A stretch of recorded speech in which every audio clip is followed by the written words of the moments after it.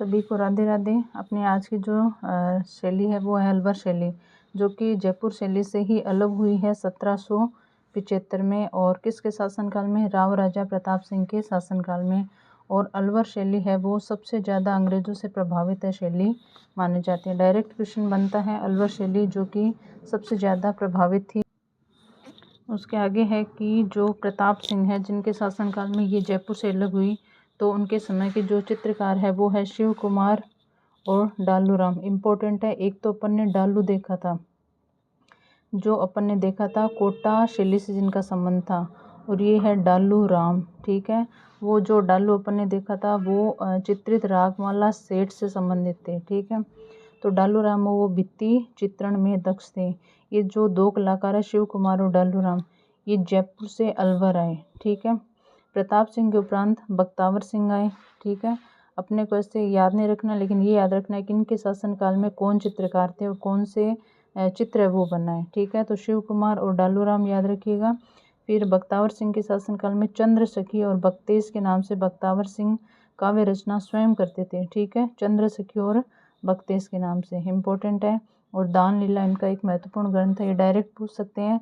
बख्तावर सिंह की जो काव्य रचना है या महत्वपूर्ण ग्रंथ है वो है दान लीला। और किसके नाम से ये अपना जो काव्य की रचना करते हैं? चंद्र सखी और बख्तेज के नाम से। ठीक है, बलदेव, डालूराम, सालगा एवं सालिग्राम उनके राज्य के प्रमुख चित्रे थे। किनके? बख्तावर सिंह के शासनकाल में बलदेव, डालूराम, सालगा और सालिग्राम हैं। ठीक है, बलदेव है वो मुगल शैली में और डालूराम राजपूत शैली में दक्ष थे। बलदेव मुगल में और डालूराम राजपूत शैली में। ठीक है, बख्तावर सिंह का जो अलवर शैली का जो शासनकाल है वो उसमें जो चित्रकला है उसमें विशेष है, ये वो योगदान देता है। ठीक है, उसके बाद में विनय सिंह अलवर के राजाओं में सबसे ज़्यादा कला प्रेमी।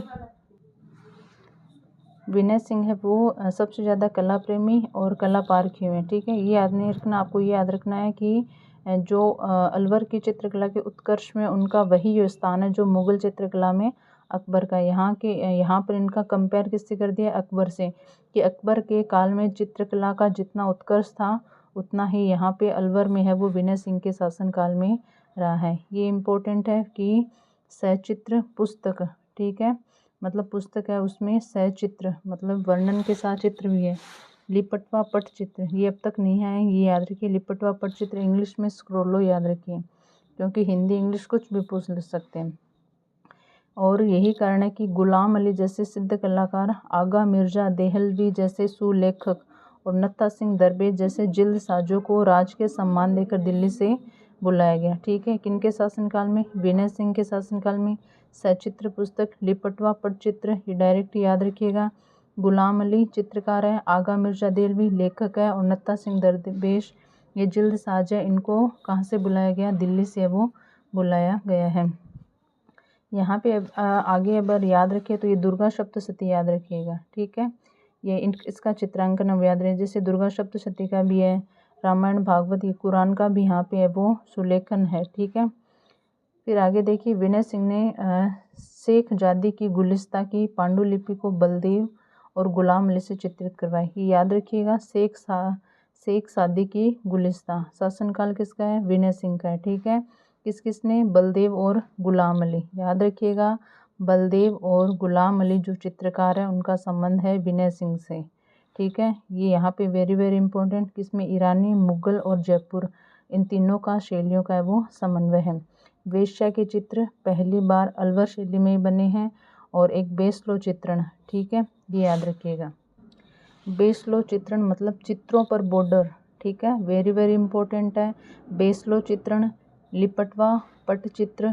ठीक है, ये रहा, ये लिपटवा पटचित्र। ठीक है, और ये शेख सादी की गुलिस्ता, बलदेव और गुलाम अली, ईरानी, मुगल और जयपुर इन तीनों का प्रभाव, वेश्या के चित्र और एक बेसलो चित्रण मतलब चित्रों पर बॉर्डर। ये इम्पोर्टेंट है, इनको अंडरलाइन कर लीजिएगा। अपन ने चित्रित रागमाला का शेड देखा था, कोटा शैली से संबंध था और उसके चित्रकार थे डालू। ठीक है, डालू राम का संबंध है वो अलवर चित्र शैली से है। ठीक है, और एक अपन ने देखा था चित्रित रागमाला, इसका संबंध मेवाड़ से था। ठीक है, ये याद रखिएगा, ये थोड़ा कंफ्यूजिंग है यहाँ पे। फिर यहाँ पे आनंद राम कवि के ये बारहमासा का संबंध कहाँ से है? अलवर शैली से है। विनय सिंह के समय में निर्मित है दीवानजी का रंग महल, इम्पोर्टेंट है। दीवानजी का रंग महल भित्ति चित्रण की दृष्टि से विशेष दर्शनीय है। किसका? विनय सिंह के शासनकाल में दीवानजी का रंग महल, ठीक है। और एक बारहमासा का सुंदर सेठ किस पे आधारित है? आनंद राम कवि के छंद पर। तो बारहमासा का संबंध भी पूछ लेते हैं। दीवानजी का रंग महल है वो कहाँ से संबंधित है? अलवर शैली से संबंधित है, भित्ति चित्रण के लिए है और विनय सिंह के समय का है। उसके बाद में बलवंत सिंह आते हैं, तो ये यहाँ पे ये इम्पोर्टेंट है। बलवंत सिंह के दरबार में कौन कौन थे? सालिग्राम, ये सालिग और सालिग्राम, सालगा और सालिग्राम, ये अपन ने बलदेव जी के काल में भी बख्तावर सिंह के शासनकाल में भी देखा था। कौन? सालगा और सालिग्राम। और यहाँ पे क्या है? सालिग्राम है, वो थे बख्तावर सिंह, और ये है बलवंत सिंह। इनमें सालिग्राम, जमनादास, छोटेलाल, ये सालिग्राम भी पूछा हुआ है, छोटेलाल भी पूछा हुआ है, बक्साराम, नंदराम, शिव कुमार, मंगल सेन, जगन्नाथ, उदयराम, सीताराम, राम सहाय आदि कलाकारों ने पोथी चित्र, याद रखिएगा, पोथी चित्र, लघु चित्र और लिपटवा पटचित्र, इनका चित्रांकन है वो किया है। याद कैसे रखेंगे? सालिग, जैसे इनमें लगभग राम राम आ रहा है तो राम से याद रखिएगा, राम ही शिव है, और शिव का और राम का कौन सवार है? आप याद रख सकते हैं कि जैसे मंगलवार है, ठीक है। और जगन्नाथ है, ये भी वही है, मतलब राम राम याद रखिए, ये राम सा इम्पोर्टेंट है, ठीक है। पोथी चित्र याद रखिए, लघु चित्र और लिपटवा पटचित्र है, ठीक है। ये याद रखिएगा, इम्पोर्टेंट है, लेकिन इसको ब्लैक लाइन में नहीं दिखाया गया है। जैसे नंदराम चित्रकार और एक जमुनादास, ये तिजारा उपशैली के चित्रकार थे। तिजारा उपशैली किस में आएगी? जयपुर शैली में, ढूंढाड़ में ही आएगी, ठीक है। तिजारा उपशैली, तिजारा अलवर में ही है। उसके बाद में मंगल सिंह के नानक राम, ठीक है। एक अपन ने पढ़ा था नाना राम, नाना राम का संबंध है वो मेवाड़ चित्रशैली से, उदयपुर से है। ये है नानक राम। बुद्ध राम, उदय राम, देखिए लगभग इसमें राम राम आ रहा है, और आप इसे याद रख सकते हो, एक राम गोपाल और एक ऊपर अपन ने राम सहाय पढ़ा था, ये दोनों इम्पोर्टेंट है, इसको याद रखिएगा। फिर मंगल सिंह के चित्रकार देखे तो मूलचंद और उदयराम, ये ही मंगल सिंह, ये रहा मूलचंद और उदयराम, ठीक है।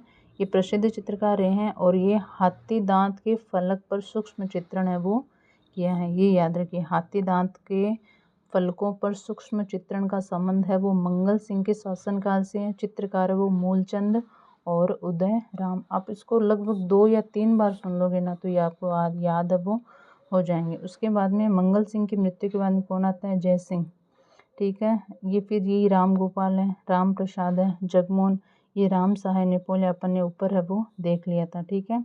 बख्तावर सिंह, बलवंत सिंह के शासनकाल का इनका संबंध है, ठीक है। तो ये आप याद रखिएगा, इनमें डायरेक्ट वो कलाकार पूछते हैं, चित्रण पूछ लेते हैं। कुछ चित्र है जैसे इसमें ये दिया हुआ है हाथी दांत के फलक पर सूक्ष्म चित्रण, तो ये आपको डायरेक्ट है वो पूछ सकते हैं। फिर इसमें आगे एक शैली आती है उनियारा शैली, जिसका संबंध है टोंक से। तो आमेर के जो कछवा में नरू जी के वंशज क्या कहलाते हैं? नरूका। और उनियारा शैली का स्वर्ण काल किसका है? बिशन सिंह नरूका के काल का स्वर्ण काल है, किसका? बिशन सिंह। सबसे पहले याद रखिए कि उनियारा शैली का संबंध कौन सी शैली से है, ठीक है। उसके बाद में उनियारा कहाँ आता है? टोंक में आता है, ठीक है।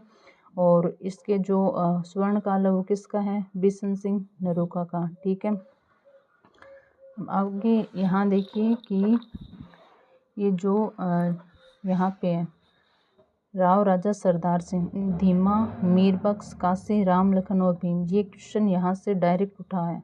सरदार सिंह क्या शासनकाल में, याद रखिएगा, धीमा, मीरबख्श, काशी, राम, लखन और भीम कौन सी शैली से है? अलवर में, मतलब उनियारा शैली से है, ठीक है, जो कि टोंक के अंतर्गत आती है।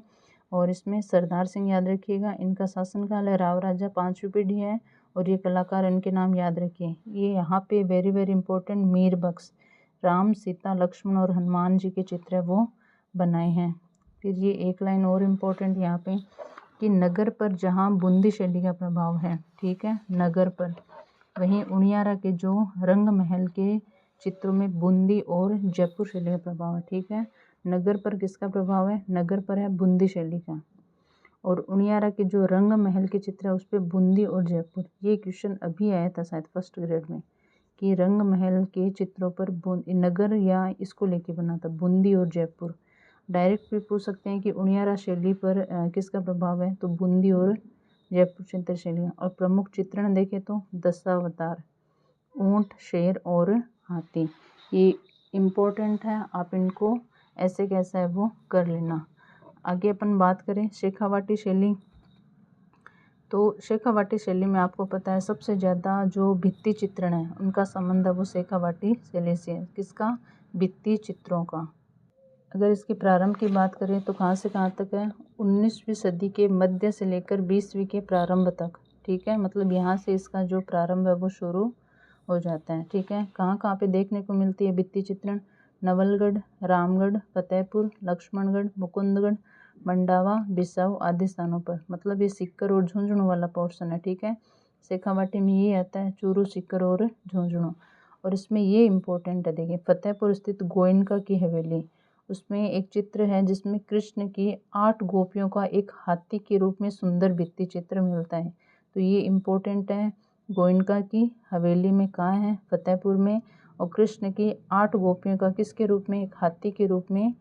ठीक है, और ये कंपनी शैली का प्रभाव हवेली चित्रों में देखने को है वो मिलता है। ठीक है, किसका प्रभाव? कंपनी शैली का।